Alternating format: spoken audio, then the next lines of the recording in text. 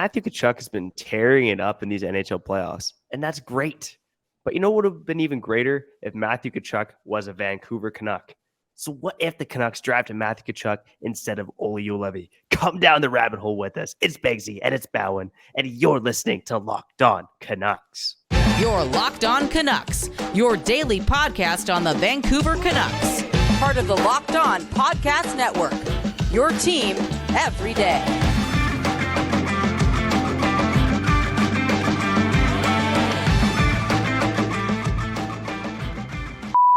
Hello, and thanks for hitting the play button on today's episode of Locked On Canucks. My name is Trevor Beggs, Canucks writer, and I guess podcaster, and credentialed media member for Daily Hive Vancouver. Relax, man. You know, I just chugged my cup of coffee. Part-time credential media member. Okay, they're not inviting you to 41 home games, man. They're taking you. Here's the thing. So I originally, if those games matter, are you going to those games? Just saying, man. Who knows? Who knows, man? Who knows? Coming off the top, just chirping Trevor Beggs on Locked On Canucks. Kyle Bowen, Trevor Beggs. Love, hate. This is what the people want, right? This is what the people want. That my mic stopped working for a second there, but yeah. Okay, I was saying part-time credentialed media member, but here's the thing I've learned is that, you know, a lot of the guys in the booth, and this is partly because Canucks PR is a bit of a joke, but you know, the Athletic, like Thomas Drance and Harmon are switching seats. With the Province guys like Patrick Johnson, Ben Kuzma are switching seats, and then, you know, for me and Rob, it's kind of a same situation, except Rob's kind of taking the bulk of it for sure. So I'm the back. Do that? A lot of guys in the booth are like that. Okay, so not a lot of guys covering all 41 home games for the Vancouver Canucks. But anyways, you know, that I was trying to get through my intro, didn't quite get there. That's Kyle Bowen talking. Before we get into the show today, I gotta tell you to download the Gametime app, create an account, and use code LOCKEDONNHL for $20 off your first purchase. And as always, thanks for listening to Locked On Canucks, your team every day. Make sure you subscribe or follow us for free on YouTube or wherever you get your podcasts. And you heard that guy chirping already. And Kyle, maybe you're in a chirping mood because you're pissed off. And maybe you're pissed off because the Canucks didn't draft Matthew Tkachuk. That's the main focus of the show today. We're also going to get to Comment Corner. And I got a winner of the former Canuck of the Week award.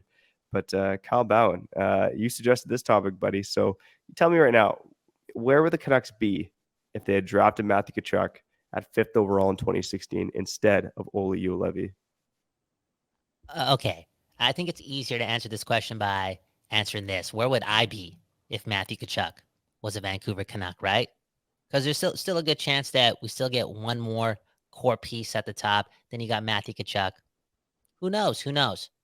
I think a part of me wants to be a little delusional and say that things would be a lot better. But after just spewing out what I just said, like if Matthew Tkachuk is a Canuck, do we draft Quinn Hughes? You know what I'm saying? We might fall. You know what I'm saying? It just might. It might happen. It might not happen. We still have Jim Benning. You get what I'm saying? Matthew Tkachuk, probably. You want to answer the question? Like, what would you give him? Like, if Matthew Tkachuk gets drafted by the Canucks, do the Canucks get Quinn Hughes? I mean, there's like a small chance, but just exactly. They don't get Quinn Hughes. Pettersson is a more interesting conversation, and I think they get Pettersson still. I think they get Pettersson still because I still feel as if they finish in the bottom like 8, right? And I feel there's a chance that you get Pettersson. I've this isn't just us making stuff up. You know, I've seen the alternate universe. Okay, I closed my eyes and I had a vision. Okay, so this isn't just me making stuff up. This is reality. So the Canucks, if they draft Matthew Tkachuk 5th overall in 2016, you know, they're thinking, no, we're not maybe sold this Jake Virtanen guy, but regardless, you could always use another power forward. So why don't we take Matthew Tkachuk? So Tkachuk in his first season in our world with Calgary had 49 points. Really, really good first season. He was 7th in Calder Trophy voting. He does something similar for the Canucks, but, you know, he gets 50 points, which is second on the Canucks, only behind Bo Horvat and his 52 points. But the Canucks, you know, they were second worst in the NHL in our reality in 2016. You know, they were 5th worst in this alternate reality with Matthew Tkachuk, because, you know, their offense has a bit more pop, even with a 19-year-old rookie in the lineup. So what happens, Kyle? The NHL draft lottery in 2017, the 5th worst team in the league wins the first overall pick. Whoa. So in this alternate reality, the Canucks, they go pick number 1. And despite Thomas Gradin saying, we need to draft this Elias Pettersson kid, Jim Benning falls in love with Nolan Patrick instead. Canucks draft Nolan Patrick with the first overall pick of the 2017 draft. So, hey, be careful what you wish for, Kyle. Be careful what you wish for. Wow. No, 100%. I was even thinking if like the Canucks would, I didn't do like the data analysis like you and went back in time and realized that the 5th overall pick or the 5th worst team actually won the lottery, blah, blah, blah. But I was thinking, okay, the Canucks still draft anywhere from 5 to 8. Who was the guy? Cody Glass, right? I feel like there's just there's a 10% chance that Pettersson still falls to the Canucks and they take him. But again, no Quinn Hughes. And yeah, just having Jim Benning here. But that being said, I think I'm keep bringing up Jim Benning because again, if Tkachuk is here and Benning is still here, I feel as if there's still that timeline where the Canucks didn't do anything. They didn't win the cup, right? They didn't make my life better. And then Tkachuk leaves because he doesn't want to play in Canada. Because think about last year, he left Calgary. He put up a career high. They were putting up points. Yeah. Calgary was one of the favorites going into the playoffs, and he left that team. So 100% he'd leave the Canucks if when that second deal ended. Yeah, exactly. And I know it's a bit of a dark scenario. The Canucks draft Nolan Patrick instead of Elias Pettersson, but going back to the 2017 draft, like it was messy at the top to say the least. I mean, Nico Hischier first overall, good player. Nolan Patrick second overall. The concussion issues, the migraine issues, that's been tough. And then Miro Heiskanen and Cale Makar, two of the best defensemen in hockey. And then 5th overall, Pettersson. But then you have Glass at 6 and Elias Anderson at 7. So, and Casey Middlestad at 8th, if you want to throw that in there. So it was a messy top of the draft. I think some of the rumblings at the time were that the Canucks really liked Makar as well, if they were to move up into that 1st or 2nd overall slot. So, in my reality, Benning messes up. He drafts Nolan Patrick, but Cale Makar and Elias Pettersson are on the radar too. So if they draft Matthew Tkachuk and maybe they get a Makar or Pettersson, maybe things are a little bit different. But I think this team probably with Tkachuk is too good to draft in the top 7, and Quinn Hughes wouldn't have slipped any further than 7th in the 2018 draft. So that's the building blocks. The Canucks right there, right? Pettersson and Hughes. But it's funny looking back at that 2016 draft too, Kyle, because looking back at it, Matthew Tkachuk should have been taken 2nd overall. It was the whole Matthews Line A debate. Now it's the Matthews Tkachuk debate. Like you got two of the best American players in hockey facing off in round 2 here with the Leafs and Panthers. No, it's a great way to look at things, and I think it's only right that somebody like Matthew Tkachuk has us all off the rails in the beginning of this episode of Locked On Canucks, your team every day. Shout out to the everydayers. Shout out to the people who are not even watching this. We're sending the love your way too, okay? And sorry, we lead with love. Matthew Tkachuk is that polarizing again, that important. He shakes things up just like this episode, and right now he's doing that in the NHL. I never saw this coming.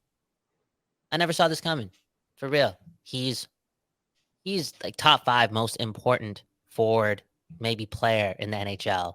And he does things that a lot of players don't even come close to doing anymore. Nobody wants to be a POS like that consistently. And he wants to do it all the time. And this time around, I feel as if he's walking the fine line. And if anyone retaliates, he's kind of walking away, just hoping that the other guy takes a penalty. He's just a bit wiser, but still able to do everything he was able to do in the past. And he's the best player in the NHL right now when it comes to the playoffs and the performance, the individual performance. He's everywhere. And to do it yesterday in game 1 against the Leafs, I think he had 8 hits through 2 periods or something. I heard that he had 4 hits in the first 3 minutes of the game or something. Some ridiculous stat, bro. He was just all over the place, and he picked up 3 assists. Yeah, what a player. That's the thing, right? Like coming to playoff hockey, and we're gonna sound like a couple of old timers here, but we're old, dude. What are you talking about, Beggsy? Like, we're not gonna sound like old timers, bro. Come on, bro. 2nd kit on its way, and we're turning 30, dude. Come on, bro. But, come on, looking at Matthews, Viagra every month, dude. You gotta re-up. Oh my god. I'm just saying, dude. It'd be fun though, going down that path. Like, what's gonna happen? I've never done it before, but it's coming up, right? I'm not like putting that out there. I'm just saying, science, father time, right? Anywho, maybe on All Week with Kyle Bowen, your other network where we can move away from the PG. I'll tell you a story about Viagra on that network. So cool. Maybe if you want to go check that out, go check it out, KyleBowen.com. Yeah, check it out. The point I was going to make between Matthews and Tkachuk, there's an argument to be made that, Matthew Tkachuk is a more impactful playoff performer because he brings that edge and that tenacity. Matthew's an amazing player. Obviously won the Hart Trophy last season, and he's been good this postseason. But there's just an element to Matthew Tkachuk's game about getting under the opponent's skin, rattling the opponent, like using anything you can to your advantage in the playoffs. And I just don't know if that's in the blood. Actually, I know for a fact by watching is not in the makeup of Toronto Stars. Not to say they can't win or beat the Panthers. But yeah, I think Matthew Tkachuk is, he could be on a Conn Smythe level if the Panthers keep this up. 100%. And we got to tie it back to the Canucks, right? The West Coast, the best coast, a lot of Matthew Tkachuk talk. Literally 5 seconds ago, I was going to, just continue talking about the playoff report. But come on, West Coast, best coast. We got to talk about it, right? Matthew Tkachuk. Matthew Tkachuk. What was I going to say? I lost my train of thought. I just want to talk about Matthew Tkachuk, man. Talking about the Canucks, it's nice talking about hockey that's like matters again. And anytime I watch playoff hockey, it's like, oh man, I cannot wait to just talk about the games itself instead of just talking about roster acquisition, contracts, cap. You know what I'm saying? The more hockey I'm watching, the more hockey I'm missing. And I think Matthew Tkachuk is making me miss like Vancouver in late April when the hockey, or early May when hockey's happening even more. So yeah, that's my ramble. Yeah, and I think the important thing to remember is that even if the Canucks drafted Matthew Tkachuk, so that's the point of this first segment here. Like, what if the Canucks drafted Matthew Tkachuk? Doesn't necessarily mean things are better than in Vancouver. Just replacing Tkachuk with Olli Juolevi, you think would make a huge difference, but there's ramifications, right? The Canucks, there's a chance they don't draft Pettersson. There's a really good chance that they don't draft Quinn Hughes. And those are the two building blocks of the team right now. Like I do have Pettersson and Matthew Tkachuk on a very similar level. So say you draft Tkachuk and never draft Pettersson, and you draft someone like Nolan Patrick, you're in the same boat. And maybe you're even worse if you don't draft Quinn Hughes. So Canucks fans, I know it's nice to think about having Matthew Tkachuk on the team, but there's a lot of variables here, And dude, okay. Speaking of which, this rabbit hole wasn't as pleasant as some other rabbit holes that we like to fall down. Speaking of which, like, I was about to say, I think I remember what I was about to say. I was going to ask you, is Olli Juolevi the worst Vancouver draft pick of all time, right? And then, okay, I thought about it, then I analyzed it, and then I realized, no, Jake Virtanen is the worst Vancouver Canucks draft pick of all time. He pretty much, it should have told us, that was Benning's first pick. It should have told us that everything was going to go wrong. And if the Canucks don't pick Jake Virtanen, they're probably picking Matthew Tkachuk the next season. There's a better chance, Yeah. But if the I don't know who got drafted around Jake Virtanen, who played defense. I was at the Gorge, Paradiso. Oh dang, were you? Dude, I was there, bro. A jug of tequila, dude. I blacked out and woke up in a porta potty, bro. And my homie had to carry me on his shoulders back to the tent. Wild times. Another story all week with Kyle Bauer. Check that out. Yeah, go check it out. Before we get to break quickly, looking at the defenseman in 2014, it was no bueno. Like Aaron Ekblad went first overall. And then after that, you had Hayden Fleury going to Carolina at 7th overall. And he's just a depth defenseman with Seattle now. Julius Honka went to Dallas at 14th. Travis Sanheim, Philadelphia at 17th. He's an okay defenseman, but now he's massively overpaid. Tony DeAngelo went to Tampa Bay at 19th. And that was it for defensemen in the first round. So really slim pickings. So wow, it was destiny. The debate, we're not supposed to get. We're supposed to get Olli Juolevi, and things happen. I feel as if, and I know we have to cut the break, and we'll do this right after this. When everyone, how everyone loves to hold on to that saying, right? Everything happens for a reason. Everything happens for a reason. You got to believe that everything happens for a reason. How can you say that? Juolevi, young kid, gets drafted, smart defenseman, maybe not. Well, definitely shouldn't have got picked that high, but still, a good young man excelling in his career. And then he just gets the worst luck with his back at that age. And you and I, again, getting older, talking about erectile dysfunction. Joe, just wait, bro. 4 years, bro. It's going to be hard for you to get out of bed. And people probably are going to think that's me being dark, but bro, man, 30 is the new 76, bro. So. Yeah. So I've been told, man. I'm going through it. I know man. you're less than 2 weeks from turning 30, so I still have 2 months to go. So hard month for you, buddy. Hard month for you. Before we award the Cam Neely Former Canuck of the Week winner, I need to ask you, have you ever been stressed out by buying tickets at the last minute? No, I'm a big last minute deals guy, and I found the best place for killer deals at the last minute is Game Time. And Kyle, for your 30th birthday, I'm probably buying you a gift at the last minute. So I think Game Time, it's going to be the place to go, man. It's going to be the place to go. I get these weekly emails from Game Time, specifically from Nicole at Game Time, and she's always teasing me with concerts and events this week in my area. Not only are those weekly emails a tease, but Game Time offers me flash deals on last minute tickets. What's even better than that is that they have a lowest price guarantee along with event protection cancellation. Now I have no choice but to get Kyle a little gift from Game Time for his 30th birthday. Happy early birthday, buddy. Let me tell you a bit about the Game Time guarantee, okay? Okay? If you find tickets in the same section and row for less, Game Time will credit you with 110% of the difference. So snag the tickets without the stress with Game Time. Download the Game Time app, create an account, and use code LOCKDOWNNHL for $20 off your first purchase. Terms apply. Again, create an account and redeem code LOCKDOWNNHL for $20 off. Download Game Time today. Last minute tickets, lowest price, guaranteed. You're watching Locked On Canucks or listening to Locked On Canucks. Subscribe wherever you do listen or watch. And yeah, hit the like button, I guess, right? Right? Subscribe. And again, like us or not, it's Go Canucks Go. We're just here. Wow, I can speak for myself, right? I'm a fan. This guy's a part-time credential media member. Kyle Bound, Trevor Beggs, all right? Locked On Canucks. Yeah, you really want me to go back to the part-time gig, eh? Well, this actually ties in nice to our second segment here for the former Canuck of the Week. The Cam Neely Award for the former Canuck of the Week, may I add. And it's a shout out to a part-time NHLer, but a guy who's been grinding for a long time. And Kyle, we'll see how much you've been paying attention. So the Cam Neely former Canuck of the Week, he's playing in the playoffs right now. Okay. He's 33 years old. He has played 168 career NHL games, and he's scored a goal in these playoffs. Any idea who I'm talking about? Yeah, Zach Dalpe, right? Yeah, you got it. There you go, buddy. Dude, I didn't even open up the notes. Bro, but when I tell you I'm watching more hockey, obviously I'm just scrolling through the 15-minute highlight packages every game. I'm doing my homework, doing my thing. And I remember seeing Dalpe highlight. I was just surprised. I was surprised in who I can't even tell you who he plays for, but a part of me thinks he plays for Florida, right? Yeah, you got it. Yeah, because I remember Shorthouse calling a goal, and Shorthouse must have been like, what's going on? This Is this guy's real still life? in the NHL. Yeah. Oh Yeah. man, yeah. So I did want to give a shout out to Zach Dalpe here, much deserving of our Cam Neely former Canuck of the Week award. Because this guy's been grinding, man. This guy's been absolutely grinding. He's going to turn 34 this year. Again, only 168 career NHL games. His high for games played in a season was 55. And this is back like almost 10 years ago now during the John Tortorella year.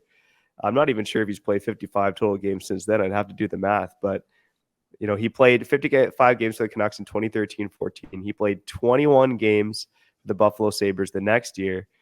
And then he played, less than 12 games a season until this season with Florida, where he played 14. I did see that he has played games in 12 different NHL seasons. So in 12 of the past 13 seasons, he's played NHL games. The only year he missed playing NHL games was 2019-20.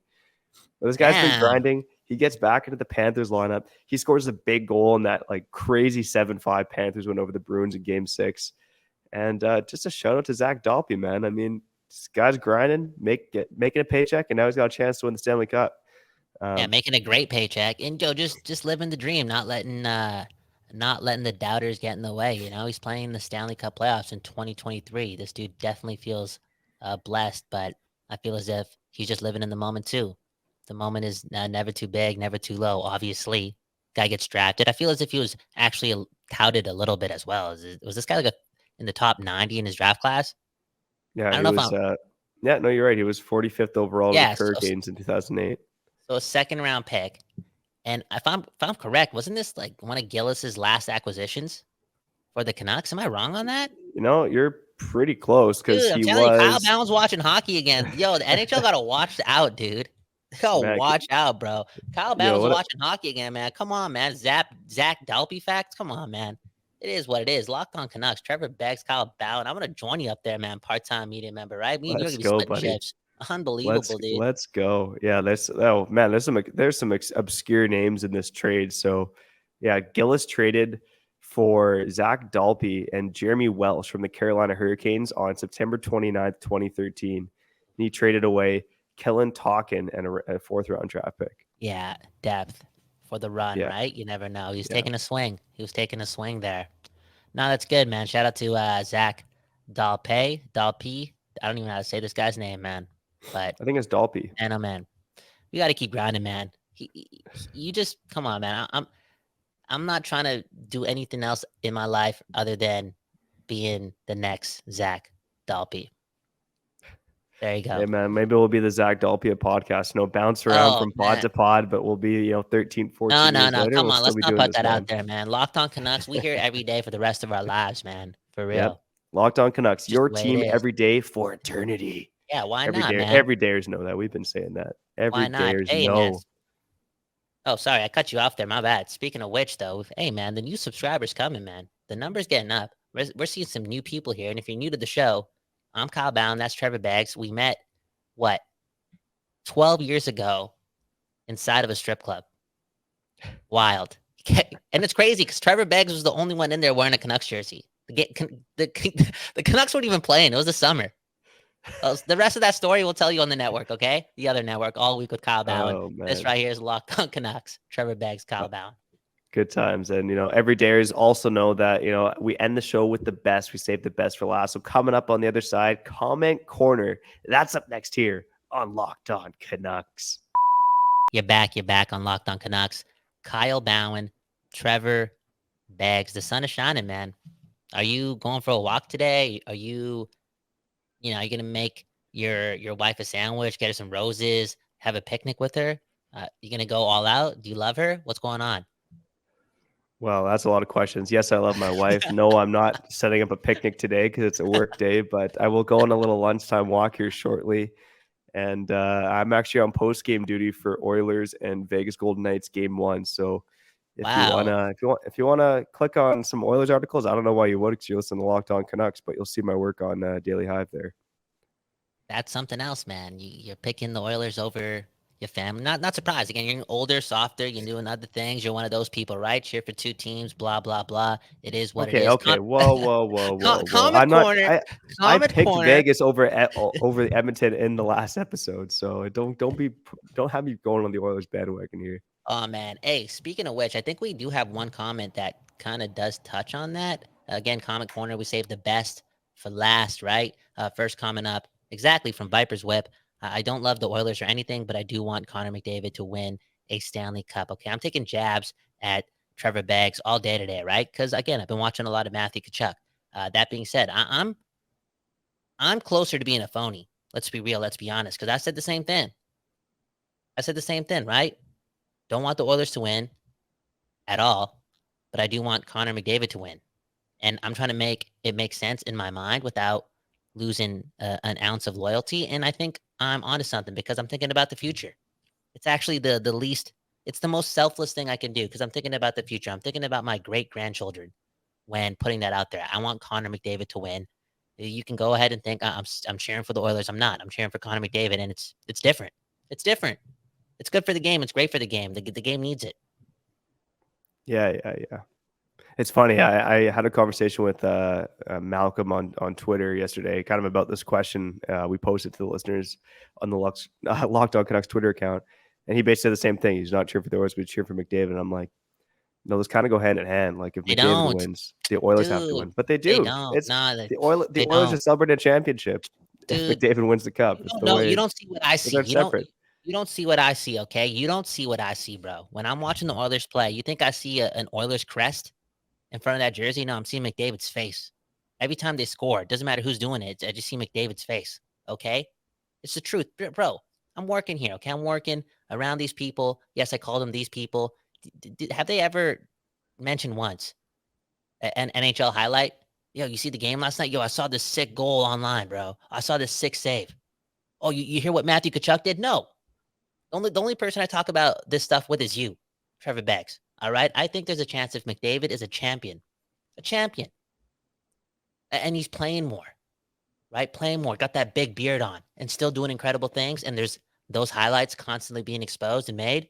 There's a chance, right? There's a chance that the NHL can climb up the ranks. We talk about a guy like Matthew Tkachuk for so long. We've been talking about a guy like Pedersen for so long, other exciting players. Let's be real. Let's be honest. We're talking about the NHL. The only guy who can really do this and take this game to the next level. It's not me. It's not the podcasters. It's not the media. The dude who holds the keys is Connor McDavid because he's that guy. He's that guy. He's arguably the most dominating athlete in his sport right now. He's up there. He's the only one. He needs to be a champion, bro. They need to see that shot. The kids need to see that shot of him raising the Stanley Cup, being a champion. Kids There you got go. YouTube highlights, man. They're fine. They're fine. Oh man. Oh man. Okay. Second comment. Let's get to it. Agree with the premise. I think they were talking. What did we talk about yesterday? We talked about Bo Horvat. Okay. We're So the talking. premise. Yeah. Go ahead. Sorry. Well, I'll read the comment. Okay. Agree with the premise. Management did the right thing to keep Miller and lose Bo, and deserve props for sticking to their analysis and not letting the Bruce there it is lynch mob influence their decision. That's why Jimbo and Alvin get the big boy dollars. Yeah, I'm not gonna lie. This made me look at Alvin and Rutherford a little bit differently because they knew it was coming and they let it happen still, the Bruce there it is thing, but they still made the change. I know they were kind of forced to do so because there's that much outrage, but they still did it. They stuck to their words. And then Horvat was doing all these things and they still traded him. Yeah, I'd feel like, they do deserve a little bit of a props for, again, sticking to their guns, I guess I could say. Yeah, I agree, and it's early days for this regime, and there's certainly been some ups and downs. Like I think replacing Boudreau with Taka was the right move. It just wasn't done in the right way, and choosing JT over Bo was the right move. Although there's an argument that maybe you should have sold off of both of them for assets. So yeah, at the end of the day, I think Jimbo 2.0 and Alvin should get a Whoa, passing whoa. grade for now, and Let's not put that out there. Dude, let's not put that out I'm there, just saying okay? I'm just saying what RD said. Okay, I'm just saying what RD said. That's all. But we'll see. I know. I probably in the next couple weeks here we do want to do a couple episodes revisiting Alvin's moves and I guess Rutherford's moves too over the last year. So check that out in the coming days and weeks here on the Locked On Canucks podcast feed. Do so, and go check out yesterday's episode where we roasted Bo Horvat. I just heard that Shane O'Brien called this guy soft too. Oh, damn. I feel as if If we Shane O'Brien get is Shane trying to O'Brien do on the it. show, it'll be Horvat will not want to listen. That's for sure. This is Locked On Canucks, right? We got to think about the family, the children, right? The future. If Shane O'Brien ever gets on the show, my finger's going to hurt from having to put all the sensors in. Yeah, this is a family friendly show, so maybe Shane O'Brien's not the guest, but we'll see what the future holds No. here. We'll get him on. We'll get him on. We're going to put that one out there because All right. I do want to touch on, that's a strong thing to say, dude, especially for a guy who didn't play like he played a lot of NHL games, don't get me wrong, but he's not even close to that caliber of player in Bo Horvat. He just saying it as it is. And I know Green's his boy, so there's a bit of bias and that could stem some anger. But again, it's just a strong thing to say. I'm not saying he's wrong. I want him to break down like his definition of a soft player. Because when he was going on that ramble, I was feeling away. It was, the Horvat thing has been very polarizing because he didn't call it the fans, but I feel as if he directed some of his attitude towards the Canucks to us. And I was like, dude, chill out. We never did anything to you. We never overanalyzed your player or nothing. We left you alone. And the more and more I've heard Shane O'Brien talk about it, it kind of like hit me. Like, dude, was this guy like one of the like biggest phony leaders for real? Like, was he really? Like, he was a big part of the problem. I guess that's what I'm trying to say. And you know how we talked about how next season it's all about the players, right? The management group for this team for years and years and years and years have been so reckless. It's kind of easy for fans to point all their anger and distrust into them. But this time around, this season especially, I can feel it. Even though it's not really being said, I can feel it. All the anger, if the worst comes to worst, is going to go towards the players. Like they're going to be held accountable. And, Yeah. we talked about how, podcasters, media members, they can't change the NHL. McDavid can, the people on the ice. it's got to start there because, we're still building. It's the same thing with how this team is going to move forward. There is some skill there. Like, how about once in a while you play above your means and get it done? Yeah, Man, that's a I think ramble that's a right great there, point. man. Shout out to dude. That's what happens, man, when you roll through Surrey before you get into the studio. Put on a fucking show. Locked On Canucks, Kyle Bowen, Trevor Oh, Beggs. you almost made Yeah. it through the show without swearing, man. I'm Oh proud of you. That man. was a close one. That was a close Yeah, one. that was close, man. The Surrey came out, Yeah, yeah. I think the only thing I'll say quickly on that is I think we saw the players starting to get some vitriol this season, especially JT Miller. He seemed to be the whipping boy in terms of fans. True. And a lot of that was just kind of the lazy back checking and a bit of the body language that Talk has been talking about too. And the But money. this season, and the money, yeah. But this season, you're right. I think if things go off the rails, you replace your GM, you've replaced your coach again, it falls on the players. So I 100% agree with you there. I also 100% know that it's time to get out of here. So we want to thank you for listening to Locked On Canucks, your team every day. Again, subscribe or follow us. We love it. Shout out to the everydayers. And this is your first time listening. Welcome. And we love you. Later on this week, we're going to start our play reviews. We're going to kick it off with Andrei Kuzmenko. One of the most surprising seasons, I would say, in Canucks history. It was a big one. And definitely before the end of the week as well, we want to envision the future, okay? When the Canucks land the first overall pick on Monday, we want to see what the roster looks like, what Connor Bedard looks like on the Canucks roster. Where does he fit in? What does that Canucks roster look like next season with Connor Bedard on the team? So check that out on the Locked On Canucks podcast feed. But for now, I'm Trevor Beggs. That guy's Kyle Bowen, and you've been listening to Locked On Canucks. Peace. You're Locked On Canucks, your daily podcast on the Vancouver Canucks. Part of the Locked On Podcast Network, your team every day.